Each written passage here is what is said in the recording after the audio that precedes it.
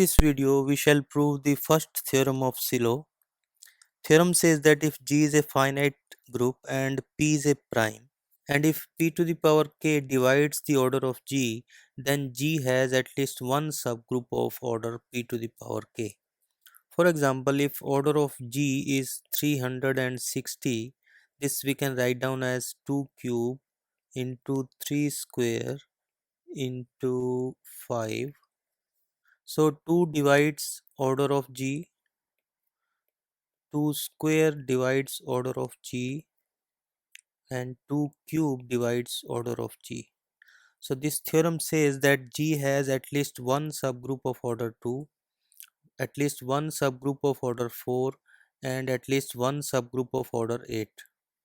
Also 3 divides order of G, 3 square divides order of G. So G has at least one subgroup of order 3 and at least one subgroup of order 9. Also 5 divides order of G, so G has at least one subgroup of order 5. There are other divisors of 360. For example, 6, 10, 15 are also divisors of 360, but this theorem does not guarantee that there will be subgroups of order 6, 10 or 15. This theorem only guarantees subgroups of prime power order. Lagrange's theorem says that if H is a subgroup of a group G, then order of H divides the order of G. In cyclic groups and in finite abelian groups, the converse of Lagrange's theorem holds.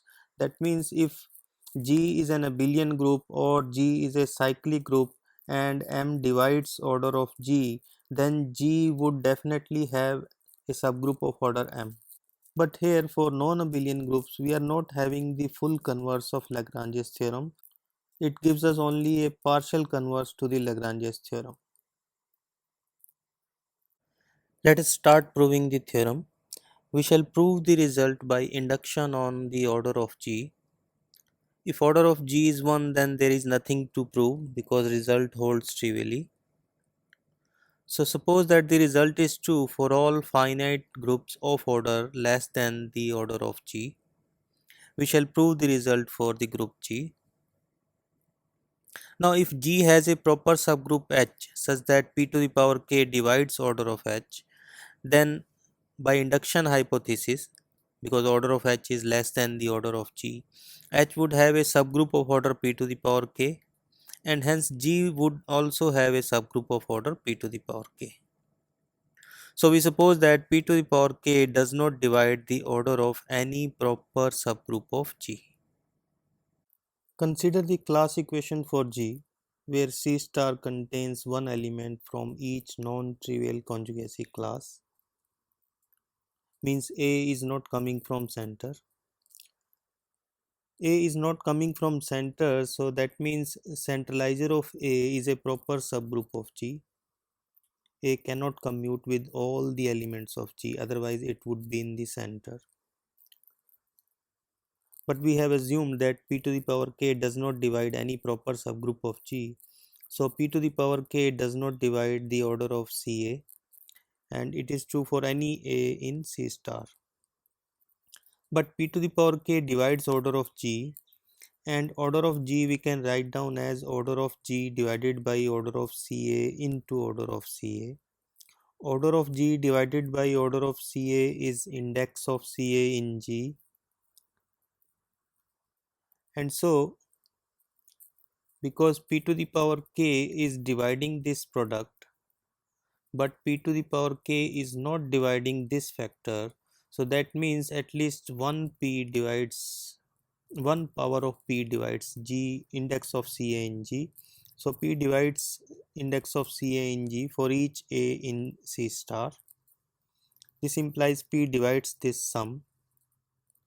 So this implies P divides this difference, order of G minus this sum, but this difference is exactly order of Zg, and so P divides order of Zg. Since Zg is abelian, therefore Zg would have an element of order P by Cauchy's theorem for finite abelian groups. So let X in Zg be of order P. Consider this cyclic group generated by X. Its order will also be P.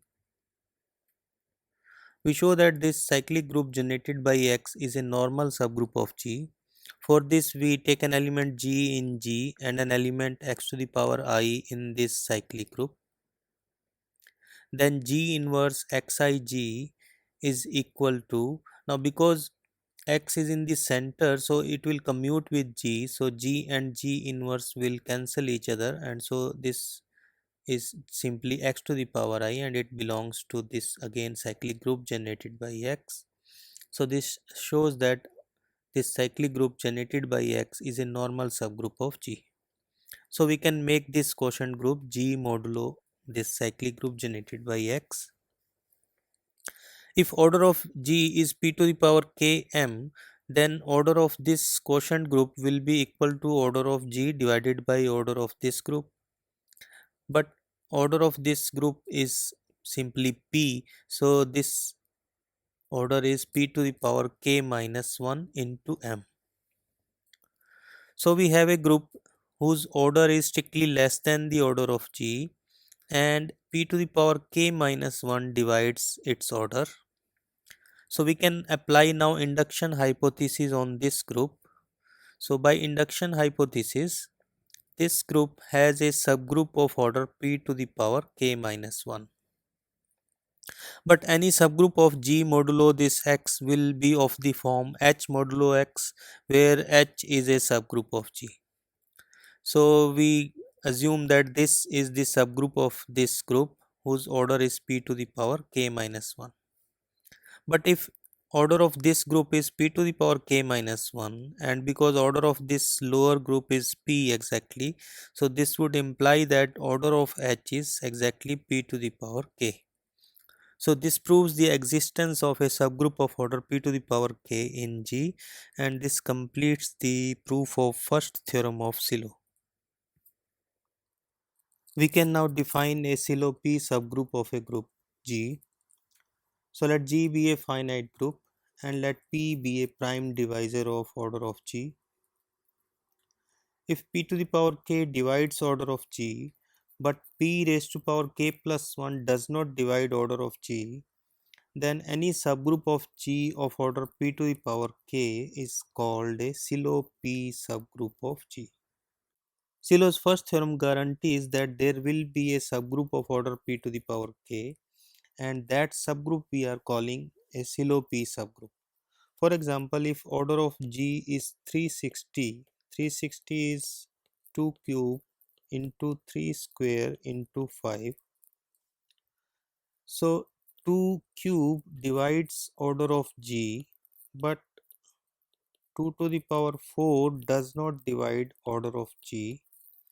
So any subgroup of order 2 cube is called Sylow 2 subgroup of G. So Sylow 2 subgroup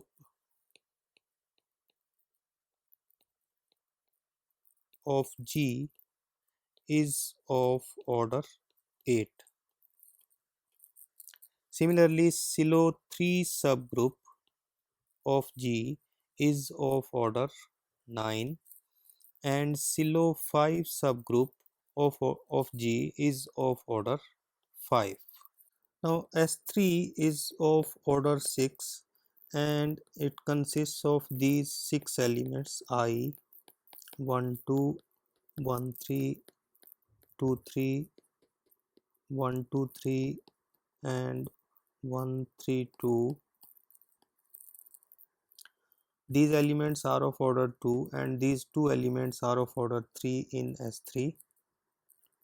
This subgroup H, which consists of I and 1 2, it's a subgroup of S3 and its order is 2. This subgroup K, which consists of I and 1 3, it is also a subgroup of S3 and its order is 2.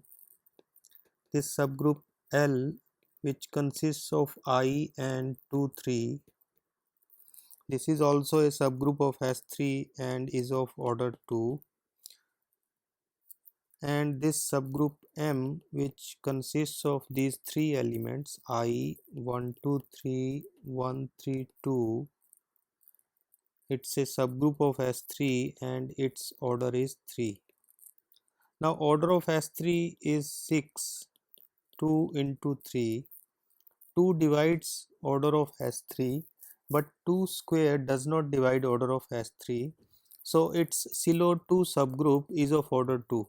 So HKL are 3 SILO2 subgroups of S3. These are SILO2 subgroups of S3, and this M, single M, is a SILO3 subgroup of S3. As a corollary to Solo's first theorem, we have the following theorem, which is called Cauchy's theorem for finite groups. Recall that Cauchy's theorem for finite abelian groups says that if G is a finite abelian group and P is a prime divisor of order of G, then G has an element of order P. Now this is for any finite group, abelian or non-abelian. So let G be a finite group and P be a prime divisor of order of G. Then we have to show that G has an element of order P. Now by Solo's first theorem, G has a subgroup say H of order P. Since order of H is P, so H is cyclic, a group of prime order is cyclic. So if H is generated by this element X, then order of X will be exactly P. So G has this element X of order P.